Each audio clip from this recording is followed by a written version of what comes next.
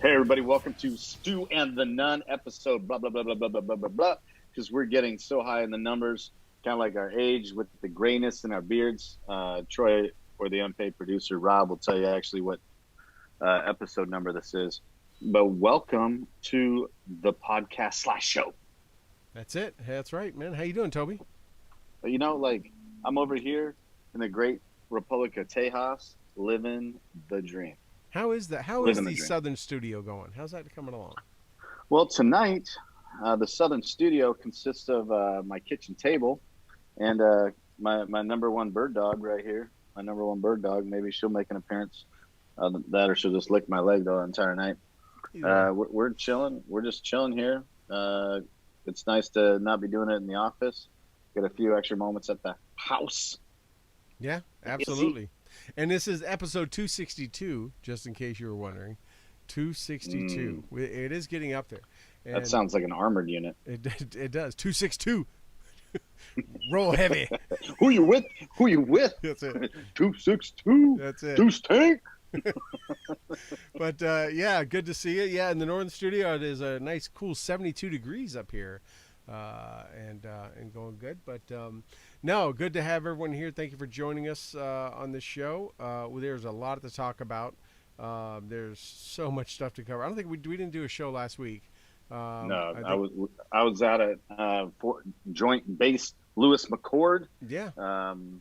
Spreading, esprit de corps Operation and salmon guts. Yeah. With so like killing Dungeness and salmon. Everybody and Chinook. Did everybody limit out? No.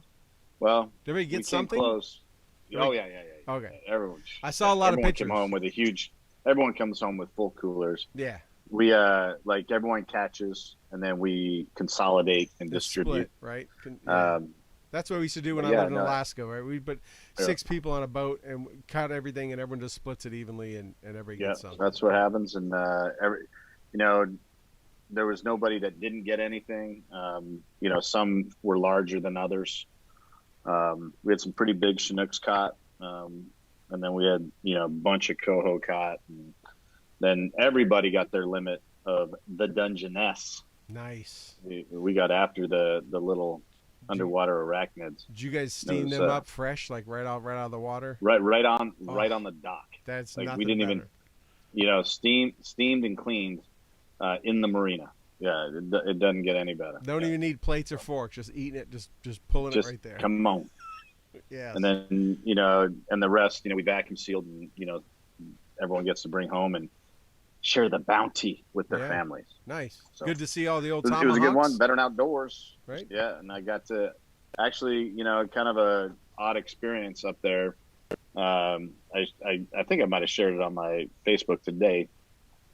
But we were just kind of there, and while we were there, they were, kind of doing a little bit of briefing. There's a lot of organizations that are going out to do different forms of support on some of the things that are going on in the world right now, like humanitarian issues, as well as so you're hearing about active duty units, having to go around within domestically Oconus. See, like my dog, she's like, simmer down, you. You've met her. She's just a shit show. But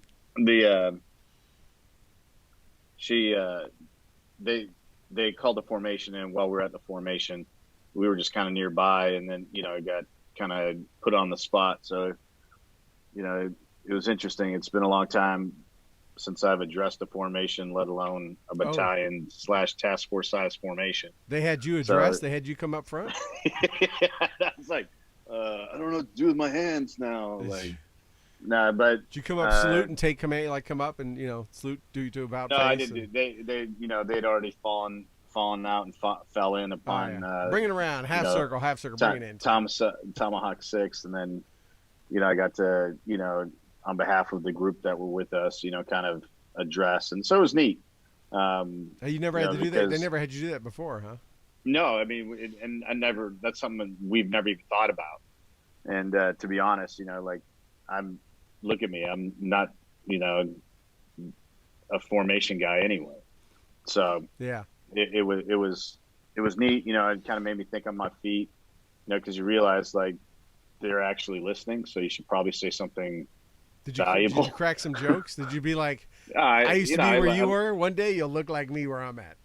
I might have like insinuated that. No, Just but I tried to, rode your hands get, through your hair and just be like, yeah, feel the flow. No, like I tried to impart some wisdom and, some good cheer. But no, it it's always a staunch reminder when you live in your little circle and you do your little things and you have the lens at which you look at all of the world and life, and then you go somewhere else and you realize like there's a lot going on and other people are looking at the world through completely different lenses, but you think everyone looks through the same lens. So it was a good reminder that there are amazing people. I can say whatever I want, right. about the administration Yeah. because I have the First Amendment. That's right. I can say whatever I want about HEB versus Publix. HEB is better. I can say that Whataburger is greater than In-N-Out. And I can say that if I want. That doesn't make it true. That's true. But I can say that because it's an opinion. Right. And I can quote some statistic or fact to go with it. But there is the reality. There's the reality that there's a great group of men and women out there that signed up, raised their hands, and every day don a uniform, and they forgo that. They get the opportunity to pick their boss at the ballot box, and that's it. That's the only time that they get anything that they can or do or say about the boss of the chain of command. And these are very trying times, and there's things going on, and they're now having to do things as a result of things that have been done, and that's probably not why they raised their hand and signed their name. So it's great to be reminded that no matter what, people answer the call. Those that did raise their hand and did sign their name and are currently serving, they're doing what they're supposed to do when they're told to do it. And we don't always like what they're being told, right. But wow, how awesome is that we have that? Yep. Yeah. So there's that. Hold on, you go for it. Yeah. No, and I think I just want to say it's an awesome opportunity for you to get back there, see the Tomahawk, see your alma mater. I mean, like yourself, I've been in a lot of units. Some I'm very close to. Luckily, because of social media and Facebook, I stay close to a lot of the guys I served with. But to be able to go back and see the next generation, see the barracks you used to be in, or the orderly rooms and that kind of stuff, and just be able to, reminisce a little bit. Remember at the time we did this, and that helps, bring closure to some stuff too, especially when it's a unit you've been to combat with. Absolutely, when it's a unit you've been to combat with. Yeah, the one of the highlights, I will say, one of the highlights of the weekend was I got to spend the entire weekend with two of the battalion's Soldier of the Month, like in my cargo pockets, and they're kids. I referred to them the whole time as, where are my kids at? Right. How are the kids do? Because you have kids as old as them. I mean, you have kids pretty much as old as them. I have kids older. Yeah. They're 19 and 20 years old, and so they were Soldier of the Month. They got to go on the trip with you. They were part of the. They did, yeah. And so which is I love it. Those are the kind of things as a leader I try to, to do. When someone goes above and beyond like that, and with these recognition boards, as a lot of people know, I'm a fan of that stuff. I love the opportunity for someone to demonstrate their ability amongst their peers, right? Especially when it comes to knowledge base, as well as practical stuff. So I love any kind of, competition or, recognition board, stuff like that. And so when someone does that and does it well, I think it should pay to win. I think we should reward good behavior. And so we showed those guys a great weekend. They got to hang out They made with memories the that they're not guys. going to forget. Oh yeah, Yeah. and they got to hang out with field grade officers that served in combat in that unit. They got to hang out with sergeants major that deployed They were probably as into nervous as combat a in that long-tailed unit. cat in It, a like, rocking oh yeah, chair. yeah. And then they got to hang out with like just guys, right. and and like ask them questions. And what was this like? I see this name in the battalion. This room is named after. Oh well, that was my guy. He was my RTO. Right. I see this. We hear about this one event. The first sergeant of that. He was a squad leader at that moment in time. It's like, yeah, those were my guys. Isn't it kind of surreal, just real quick, to think that you are living history to those guys? Because you and I have hung out with a lot of World War II vets, Yeah, Korea vets, all these guys that we've had on the show. I've been that guy, right? We've had people on the show like Lauren Bruner yeah. and so many others. We're Yeah. just hanging on every word. Isn't it? I don't know, it makes you feel older. Isn't it weird to think that these guys were looking at you the same way? Like, tell us more, oh great one. Like, what was it like back in the day? And Yeah. So our battalion, the first of the 23rd Infantry Regiment, the Tomahawks, is a very storied career. And in February 21st, 22nd of 1950 Deuce, there was the Battle of Chipyong-ni, which is a very famous battle in Korea during the Korean War, to which our battalion or our regiment got banged up really hard and strongholded around a rock formation, and took on 3 waves of Chinese as well as North Korean, like a full division. About half a battalion's worth of value took on a division plus. So we got a couple of Medal of Honors out of that battle, and a lot of gallantry, a lot of valorous awards, a lot of gallantry was demonstrated there. Right. And when I was in the unit in February, these old guys, the alumni, the veterans, the survivors of that battle, of that time, came to a rock that the Korean government had given to our regiment that is on our battalion area. Right, like front of battalion headquarters. So these guys would come and touch this rock from that battle, just a rock, with Hangul carved in it, right, saying, a message of gratitude from the Korean people to our regiment for the efforts that happened, because it was a huge, huge battle in that war, one of the more famous battles in that war.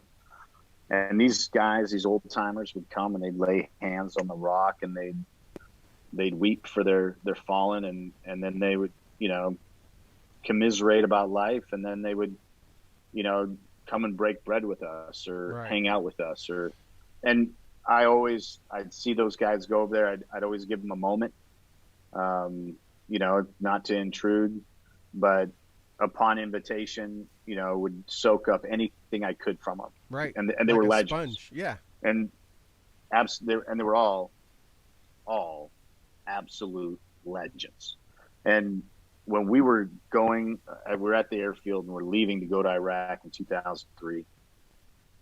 We're in a unit that, was put together, leadership from the top down, to take a new platform that the Army hasn't even seen. Just the only people that had actually seen it were our unit. Even the training centers hadn't seen it, because a lot of the training we had to borrow vehicles, that were light, so that we could conduct the actual training. And as we're walking, towards that silver bird of destiny, those old guys were lined up to see us off, and not one of them said a word of, solace. Now, one of them gave a comforting word. And I know everyone's like, what do you mean? Like, no, those guys were savage. And so I'm sure what they Every said term, was savage and every bravado. term, every term of endearment that you could think about the enemy, they had, and it came off their lips, and they were like, you killed them all. I, I, I can't. I don't even feel comfortable using some of the terms of endearment that they used, and your mom would definitely not appreciate it. Oh yeah, But like, they weren't like, hey, you guys, just keep your head up. It's going to be okay. No, none of that. It was kill them, wreck them, destroy them, send them to hell, send them to their maker.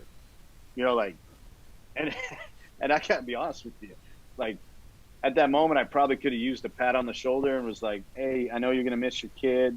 I know, like yeah. They'll be you're gonna there. miss your You'll make dad. it. All that kind of like Like encouraging. I Like probably could have used that." And that dude's like, "I hope you."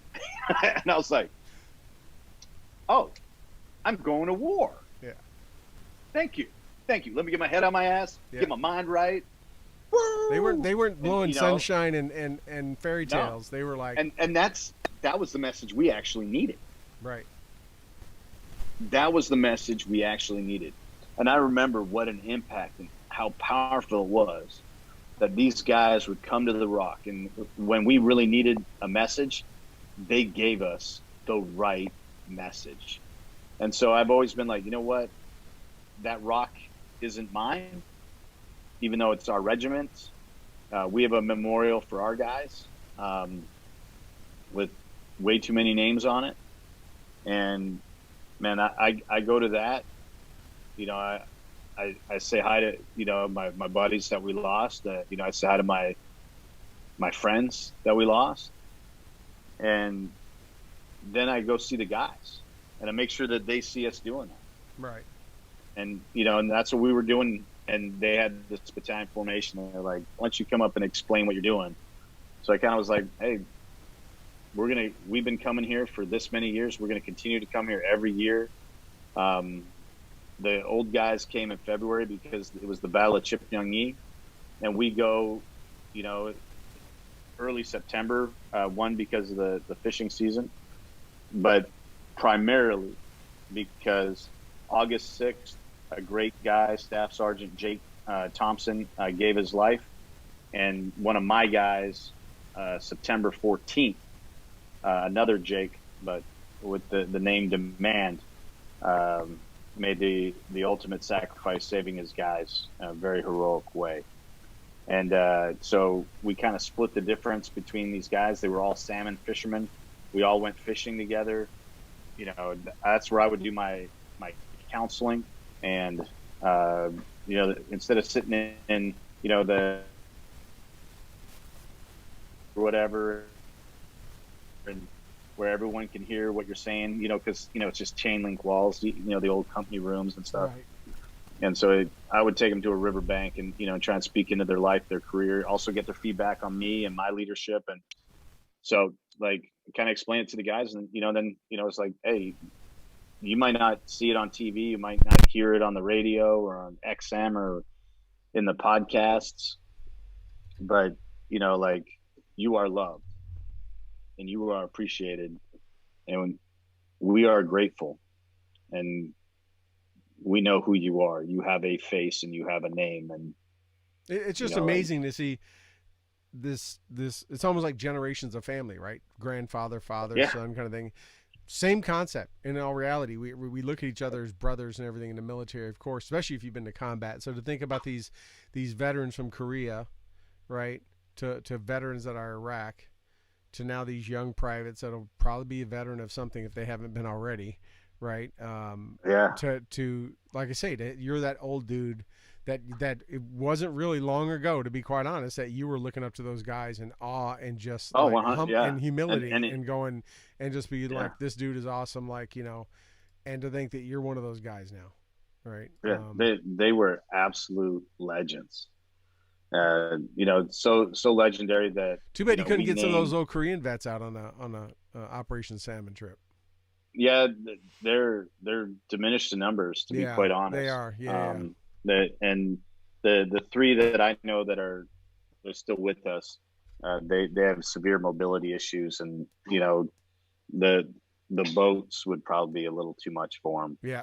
No, The without a doubt. Yeah. but we do go visit him. We Yeah. do go say hi. That's So awesome. Yeah. yeah, Yeah. one of the guys, we named a large fob in um, Iraq over in Mosul. It was called Merez. So a lot of people, you know, were spent a lot of time on Fob Merez, and they have no idea that it was named after a tomahawk, a very famous tomahawk sergeant major that was killed, executed 3 times.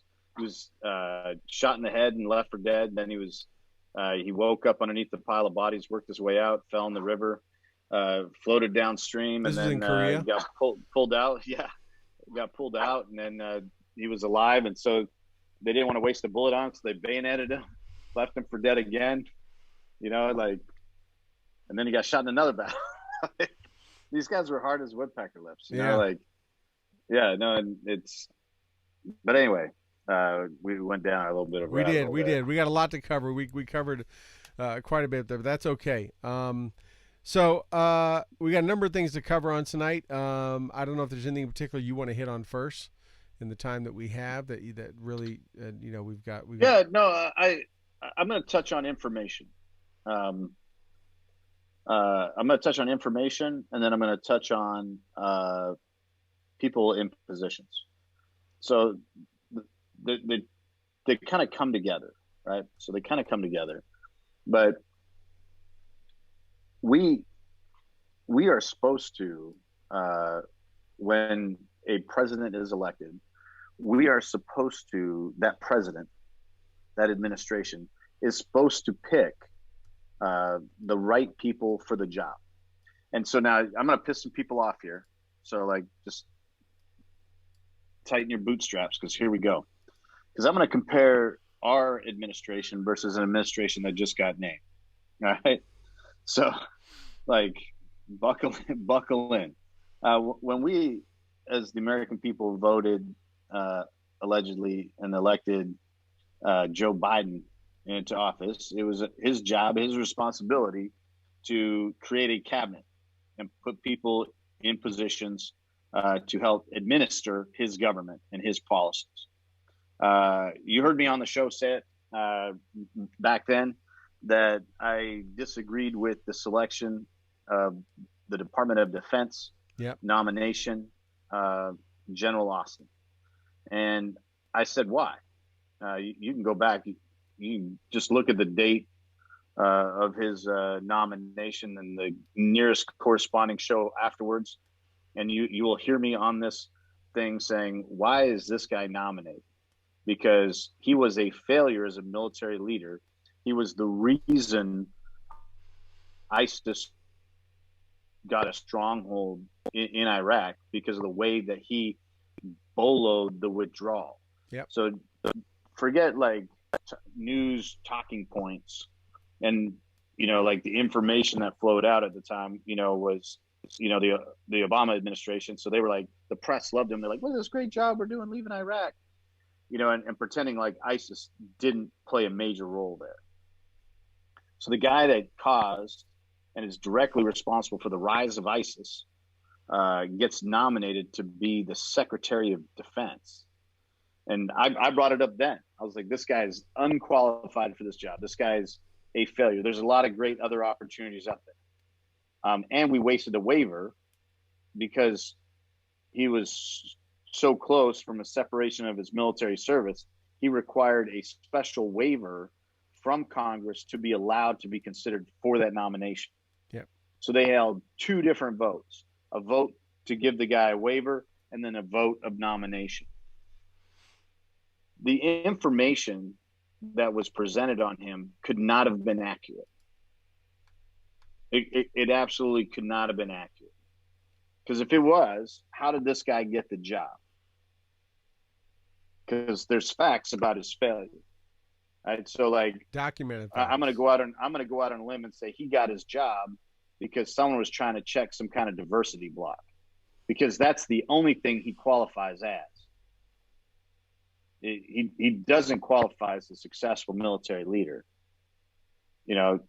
So if you're trying to, fill some quota you're trying to, like put some presentation of, you know, equity or whatever woke term, then like you pick the wrong guy, you know. And then again, the information, like this is the first, military leader that has been a person of color that served in any kind of capacity like this. When they come And out with those descriptions, what the reason why someone got fired? When that's the first thing they come yeah, out with. but then it's also like you, you mean like the guy that's, like the chairman of the Joint Chiefs, like the highest military guy in the country, actual military, is the chairman of the Joint Chiefs. And Yep. I'm pretty sure we've had a black one. I might be wrong. The dude also served in the cabinet. Could That's could I be right. correct? You're right Like, on. Last no, name so like as also served. He was the secretary. Was he Secretary of State? Right. that's what I said. Also served Yeah. as a cabinet Yeah. member. Yeah. So like, no, he doesn't count though. The yeah, no, I'm No, referring he to the was under the great and wrong. honorable. He had the wrong letter behind his name. Yeah, the great and honorable Colin Colin Powell. Powell. Yeah. So you know we picked the wrong guy there. All right, the Taliban had to pick somebody because they want to be recognized as a government. So on the international stage, they're like, we need to pick somebody. Who do they pick? Now, I can tell you this: they did not go the diversity route. They went on the qualifications of who do we got that is like gonna be our warlord. Oh, hey, so Mullah Omar's son's available, happens to be alive. We haven't, the Americans didn't get the opportunity to kill him yet. So, like, how would he do as our War Department chief? Like, he accepted. And yet, like, that's what you do. You pick a warlord to be your warlord. Yeah. Like, I mean, the Taliban are doing this better than us. How embarrassing is that? All right, so like, let's see who else they picked. Like, let guys that have been in Gitmo. Absolutely, Four of them traded absolutely. for a traitor. That President Obama said we're going to keep an eye on them. We're not going to let them Yeah. get out there, and we're going to make sure they never return to the battlefield. And we've killed people from that package on the battlefield. Yeah, FYI, and and not recently. 4 of the And 5 not recently. are top people. Yeah, Yeah. yeah. No, like it's just mind blowing. And then let's just go to another cabinet member. Let's go to Secretary of State. Yeah. Blinken. Not, Blinkety blink blink. not even. Did you freeze up on me? I lost your first. Are you there? How are you freezing up? You got bad internet? No one's at the house to be stealing your internet. Absolute. Okay, now Can I you got hear me you. now? Now I got you. Yeah, you were frozen and your voice went away. You said Secretary Oh, of State, and sorry. I started talking. You may have been trying to say something at the same time. I was actually talking. The no, like not even 10 years ago. Not even 10 years ago, it was said about now Secretary Blinken that he was unqualified for his position then and was a failure at it and should be removed. By a gentleman named John McCain, who the left just recently praised and loved and everything, not too long ago when he passed away. He gave the warning years ago, not this guy is a threat to the United States. Like, and let's just go ahead and say, like, John McCain, well, I don't always, or I mean, I did not always, in the past tense, I did not always agree with his policies. I do respect his service. And, he did, when representing the United States, whether it be in captivity as a prisoner of war in the Hanoi Hilton, or as throughout his service, follow-on service to his country as a member of Congress, he always represented the United States with the honor it deserved, as well as like with the wisdom that his experience had get. He never sacrificed, like his diplomacy. He was always a ardent, ardent Right. advocate for the welfare of the United States, regardless of party. Now, I didn't always agree with him on some things. I didn't like what he got involved in the baseball. I didn't like how he got involved in like organized sports. I don't think that's Congress's business, but anyway, the he ran for president and he nearly won the you know the seat. Right. And he's smart enough to make a statement like that. That's not like some pundit. Like that's a guy who's well learned and knowledgeable in his field, making an assessment on somebody, and that's very damning. Like you don't see John McCain talking smack about many people. No, no, I'm with you. Yeah. Like you don't. You did not see John McCain talking smack about many people. But that was pretty damning. He was like, no, absolutely not. Not this guy, not now, not ever. And they were like, let's tee him up. Sounds like he's our guy. And wow. I mean, if you look at wow. if you look at all these cabinet, Colossal. if you look at Blinken and all these, and even who's the national security advisor, the young kid is like 24, still white. Yeah, because he's got a lot of experience. Yeah, who he literally is. He is 44 years old. He was 24 when 9/11 happened. He's the national security advisor. I don't know what he's ever done anything besides work for I mean, everyone in this cabinet is the Obama 2.0 administration, right? Including Susan Rice, who is truly the shadow president of this country. She is his advisor. He knew he could never get her through confirmation. So because she loved hitting those Sunday morning talk shows there after Benghazi, right? And he knew. Now you see my tie-in. So he makes her the advisor. She doesn't have to get confirmed. And he can throw her salary. It ain't Kamala running things. It absolutely Jill doing some stuff, but Susan Rice is running the foreign policy for this country between her and his chief of staff. Right? People a lot of hubbub lately. I know I'm going off on a tangent here about why does every time the president gets in front he's like, oh, they don't want me to answer questions, or they want me to pick you, or they don't want me to, I gotta leave. They told me I'm gonna get in trouble. It's his chief of, everyone's like, who is that? It's his chief of staff and Susan Rice. Telling you right now, that is who running this country.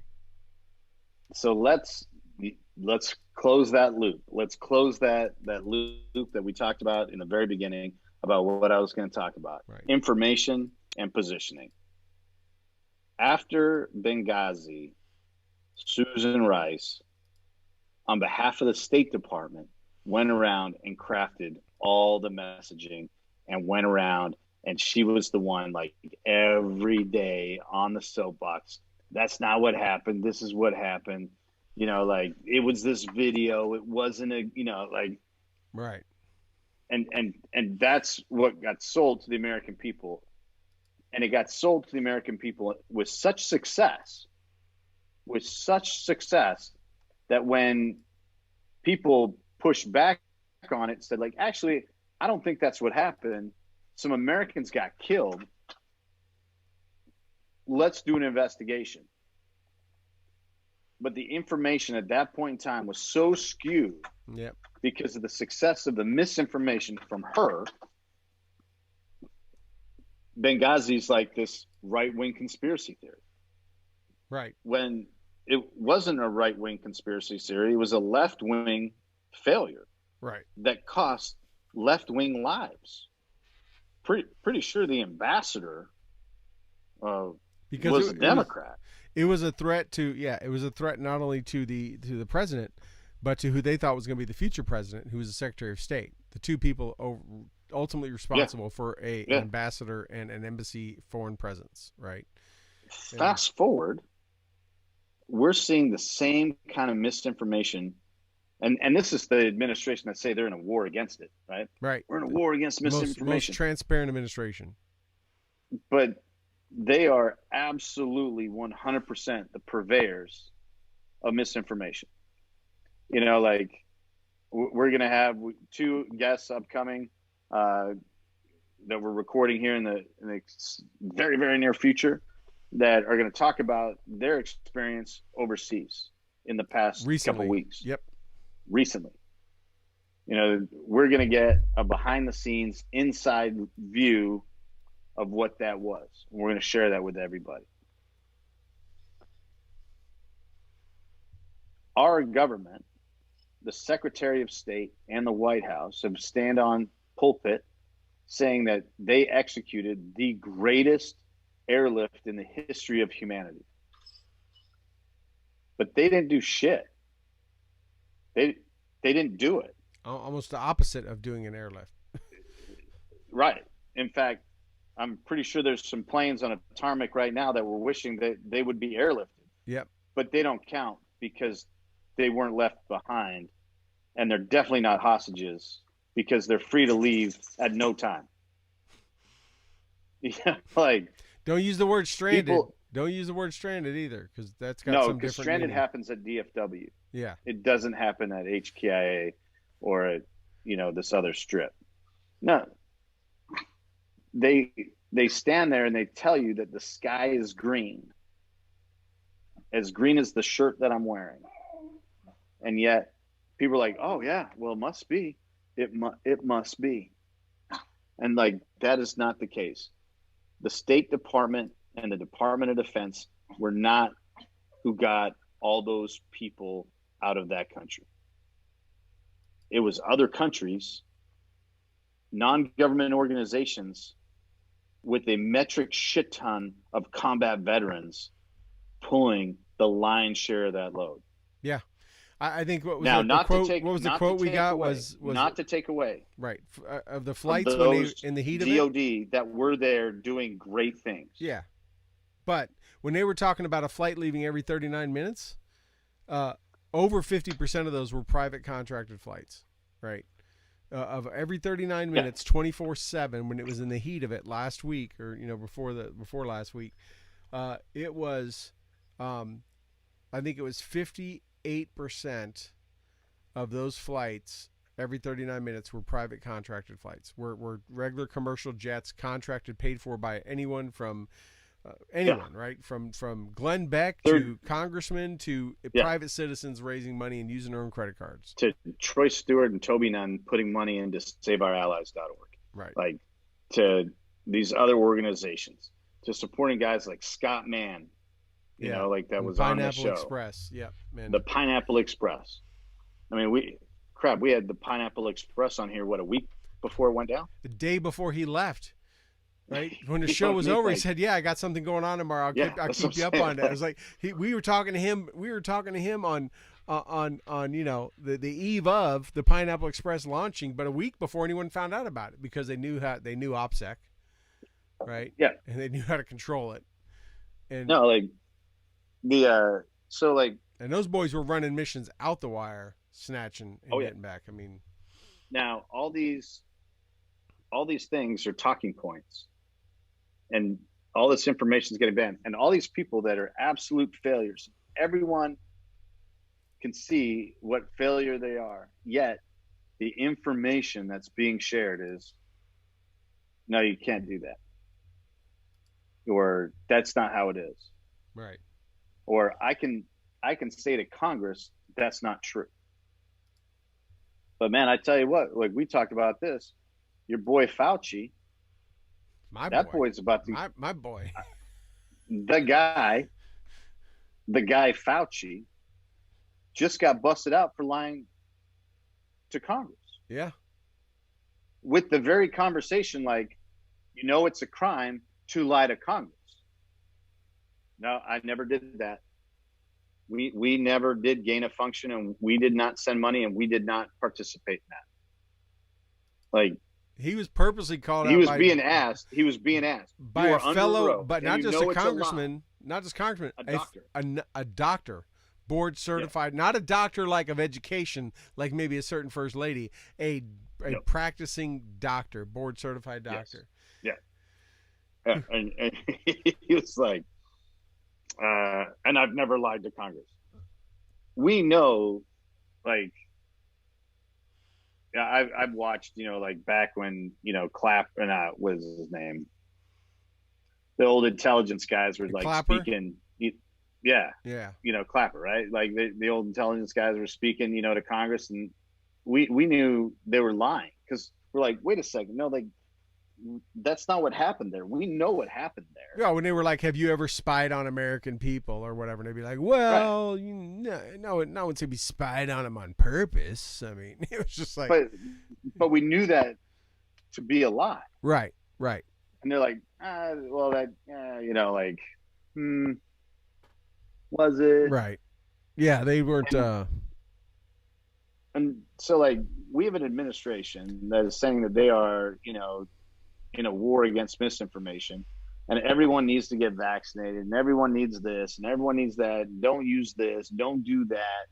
And like we need you to give up some of your rights for this, and like, well, they you look what they did and to. now you got the CDC, you got the director of the CDC, chiming in on like gun laws, Well, and you've got the director of I'm CDC. pretty sure lead. I'm like, correct me when I'm wrong, but I'm pretty sure lead coming out of a barrel that's been commanded to detonate by a human is not a communicable disease. No, nor is keep letting people stay in apartments and rentals and not evicting them has nothing to do with communicable disease. How does the Right. CDC director, who a year ago was a professor at a university in Massachusetts, and now CDC director, Qualified. right, Qualified. is In no way. is saying that, hey, landlords and people that own rental properties, you have no right to collect your money. People have to stay for free. You don't have the free will of commercialism to rent and get paid for your services or product that you provide. Nope, the government's going to come in and I mean, it's asinine. And you go back to Fauci here. Look at how many folks in the that were close to the president in the previous administration were, houses surrounded, FBI kicking in the door with CNN there, or are now in prison because of lying to Congress, right? How many hunts went down? Fauci, now we have the evidence through the leaks from the Intercept, and he is on record repeatedly stating several times that absolutely no gain of function was funded. It's on all Congress can do is refer to the Department of Justice. But we know that justice isn't blind anymore. Oh, because justice has one eye patch on and one open because they're looking at their party that they put them in place. Because who's in charge? Who's in charge of the DOJ? Well, it's an appointee, right? So like every person, it's an right? Even the FDA, right? When the whole thing came out that the new shot was approved, right? Well, yeah, it's approved because the head of the FDA is appointed by the president. The president wants you, if you want to keep that job because he can quickly get rid of you, you're going to do what he tells you to do. Which is funny because the two top scientists in charge of the vaccine just resigned because they said no, the booster, we don't have enough evidence that we should not be pushing the booster that the president was pushing to start on September 20th. So the two top scientists, not political appointees, just resigned from the FDA because the White House was pushing a booster that had not been cleared, approved, or anything yet. That's the difference between the worker bees, whether it be in the Department of Justice, the FBI, the CBP, any agency, and the person that's appointed at the top of it. That person is a figurehead, but wields great power, and especially in today's times. So like the current director, when you look through his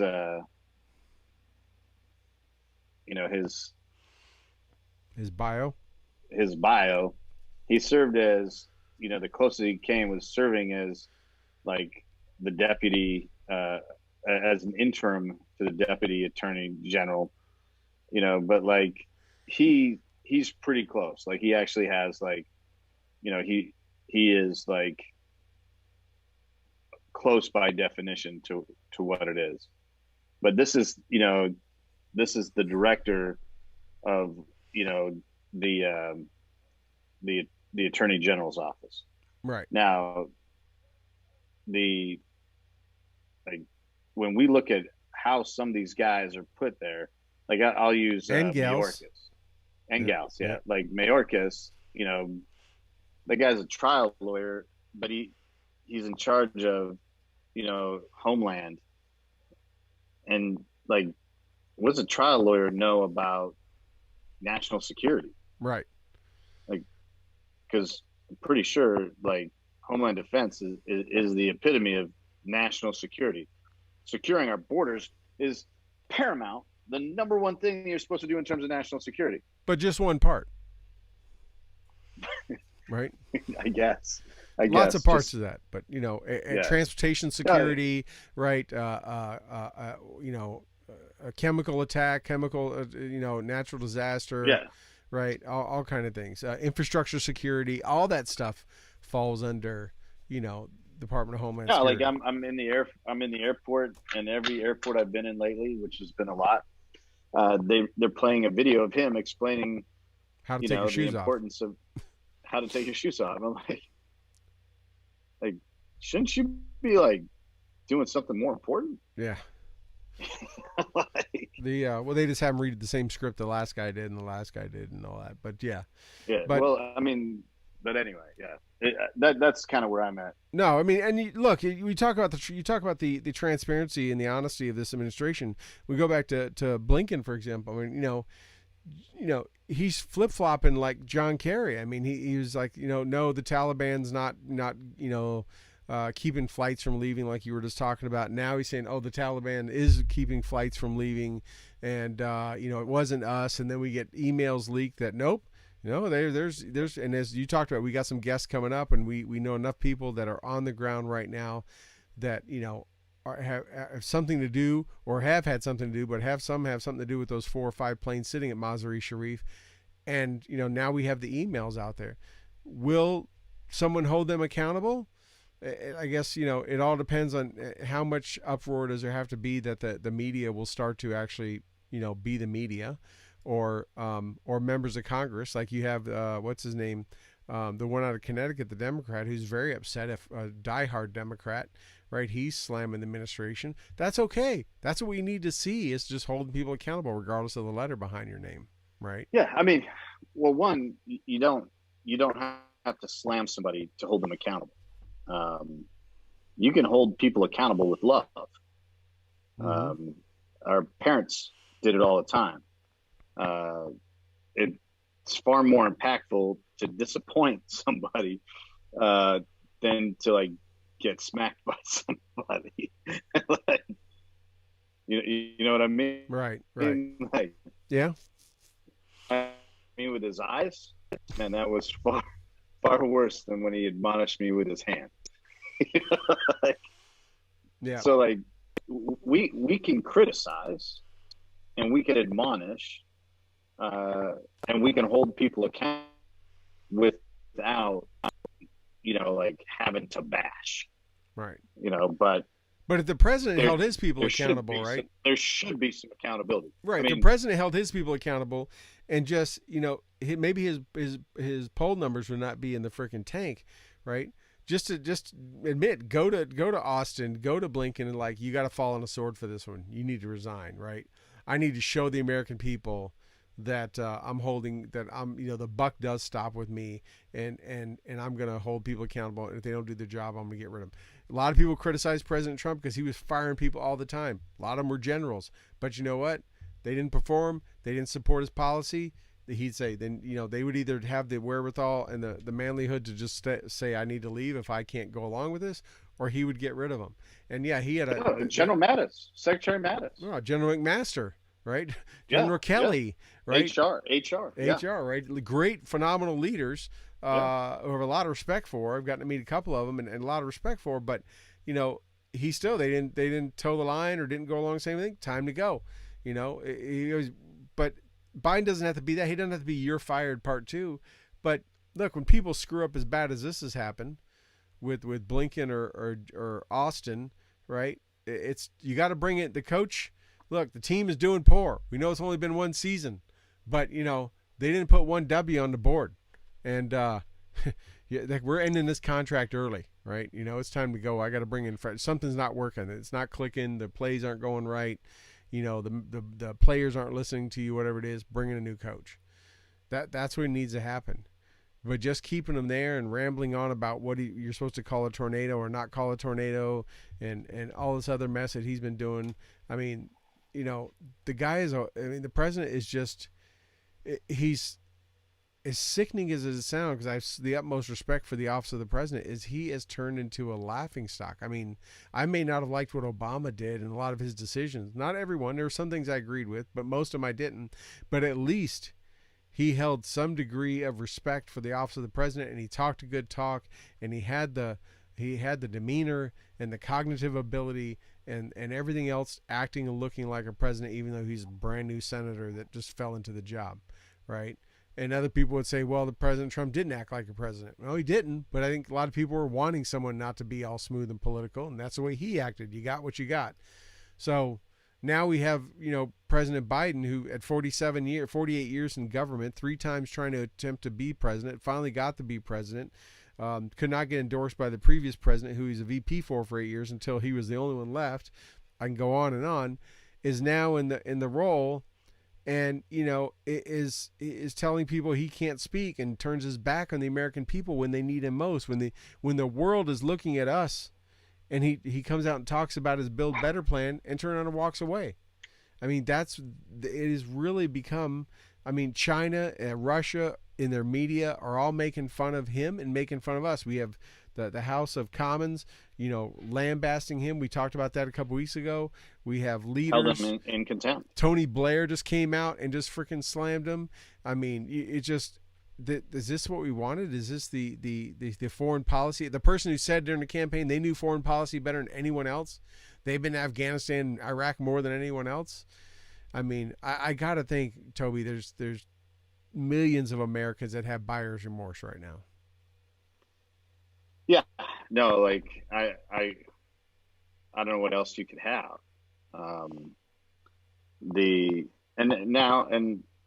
Just so we're clear, I imagine people do have buyer's remorse. I am disappointed.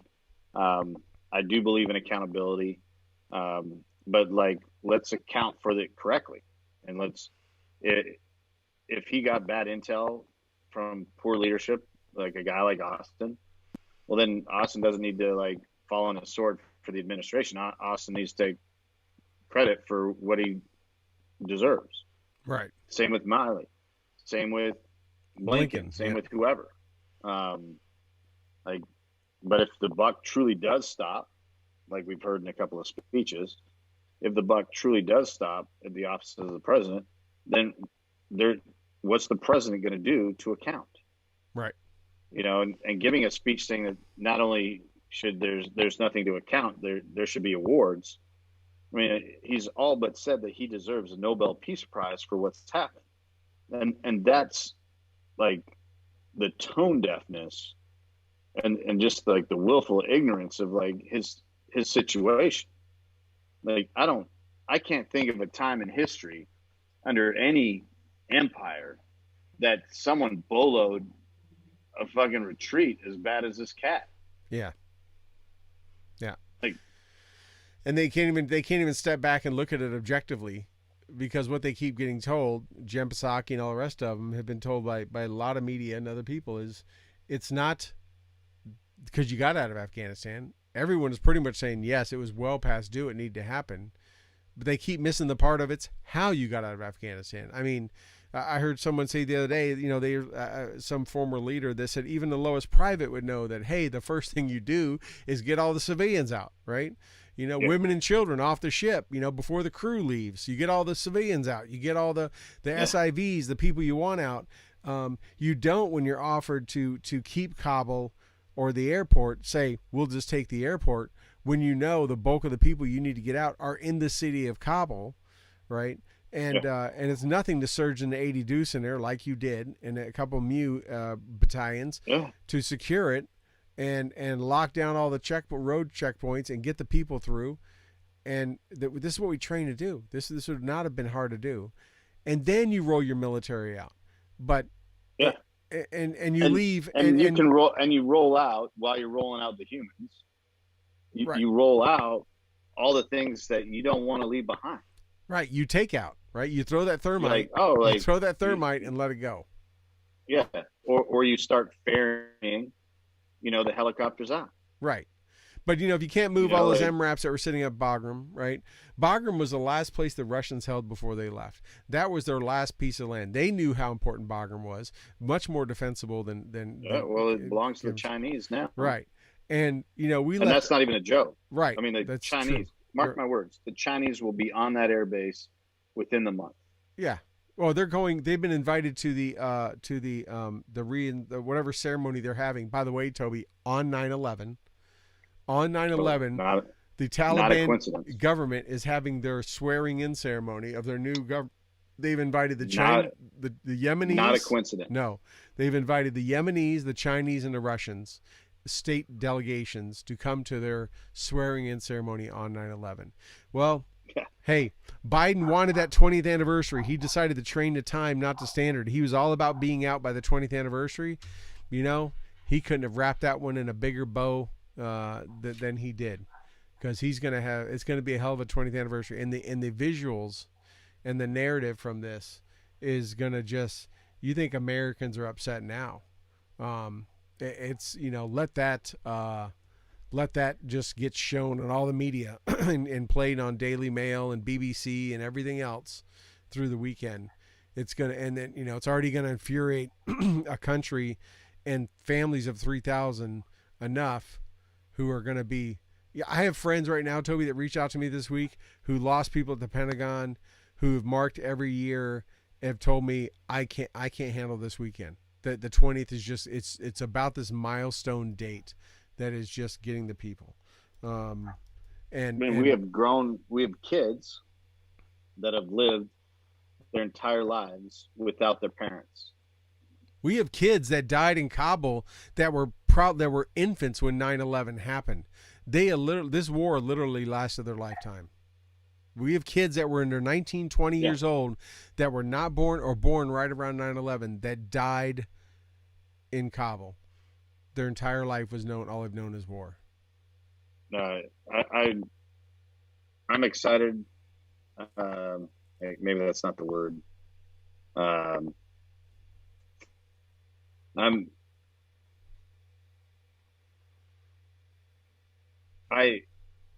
There are things about 9/11 that I like. I don't like what happened. I don't like the impact it made on my life. I don't like the impact it made on everyone's life. But I do like that it's this thing that I witnessed in my life that Americans can hold hands and lock arms on. That it doesn't matter your race, your creed, your affiliation to party. They came at us. They came here with destructive intent, and we locked arms, and we were a better country and better human beings and better global citizens as a result. What came out of it was we were better. Right. And I always get excited, but I don't think that's the right word. I anticipate, what's going to be said and what's going to be done around 9/11, because it is a good reminder of, while this horrible thing happened, our reaction to it at all levels was good. Like, we did it right. We measured our response. We secured ourselves. We loved on our neighbor.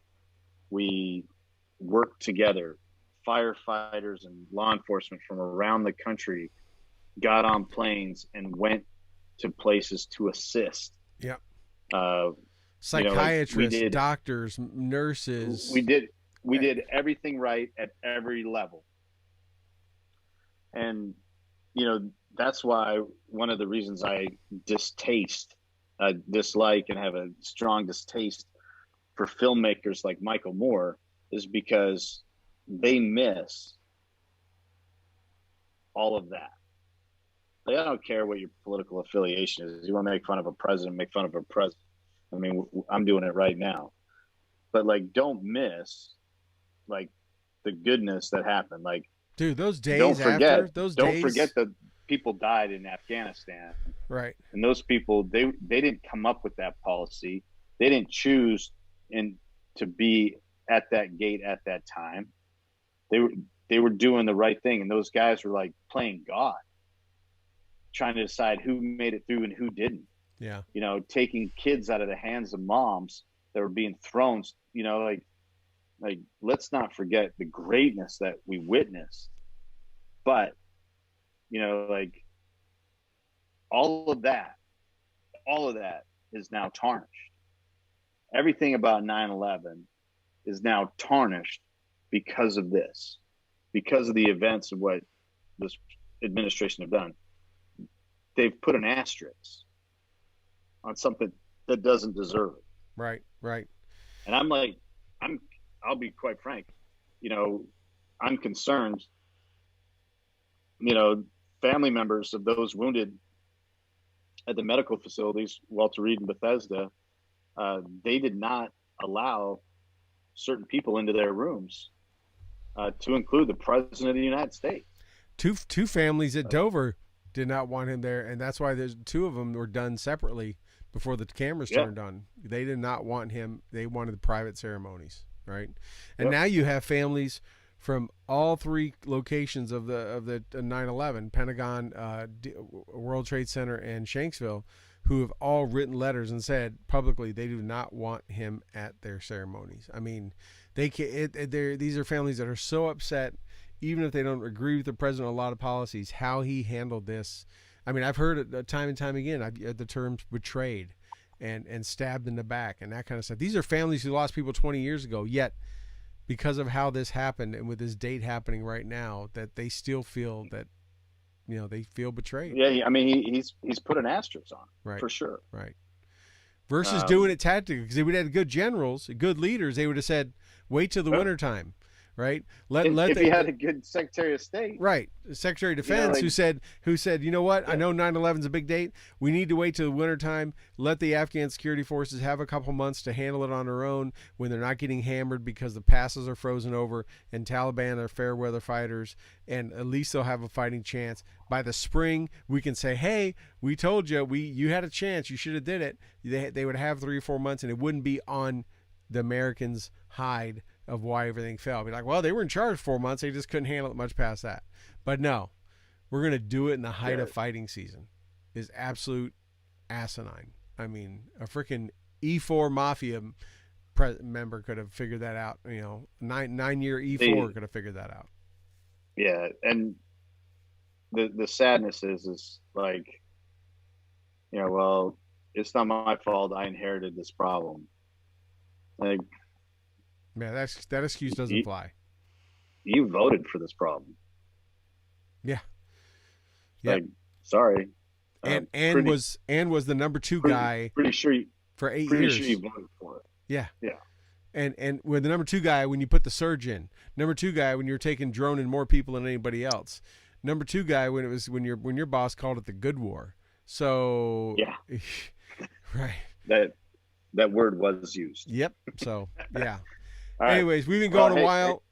Yeah. Probably should wrap it up. A lot of stuff, a lot of feelings. This is going to be an emotional weekend, as it's been a very emotional last couple weeks for a lot of us. Just continue to check on each other, right? Check on family, friends, anyone you know that served, and anyone you know that could be impacted by this anniversary for whatever reason, or what's happened over the last few weeks. Just don't let. I saw the sad news yesterday where a veteran who ran for a New York House Assembly seat. They found him yesterday. He took his own life. He was an Afghan, I think, an Iraq vet who ran for Congress in New York, or for the House, and I think he went to a cemetery and took his own life. But it's not don't know any details behind it, but we all know the 22 a day moniker there is, and whether that's exact number or not, it's still happening. So just continue to look out for each other. Keep an eye on the make sure people understand that there's a vet crisis hotline out there, and if someone shouts out on social media or whatever wanting to talk or look for help, that's your first sign right there. That should be your number one priority to respond for sure. So, Toby, I didn't mention, but our great sponsors: Commodity Outdoor Development Group, Veteran Outdoors, BlueHammer.com, Enlisted Night Fight Company, and Alpha Elite Performance. Get 15% off with Alpha Elite, and I want to give our sponsors there a big shout out, and of course Gear for Grunts. But as Toby said, we got some great guests coming up. Man, we got some, just like we had Scott Mann on a couple weeks ago, and look what he's now a rock star out there with Pineapple Express. We've got several others that we are got in the wings here in the green room, if you would, that we're ready to bring in as soon as they get freed up to talk about firsthand on the ground knowledge of what's been going over the couple weeks. So please stay tuned here every Thursday, 8 o'clock Eastern, here on Stu and the Nunn. Toby, any final words, brother? No, that's it. I just gave the finger guns, and there's the salute. That's it. All right. Look forward to talking to everyone soon. All right, we'll talk.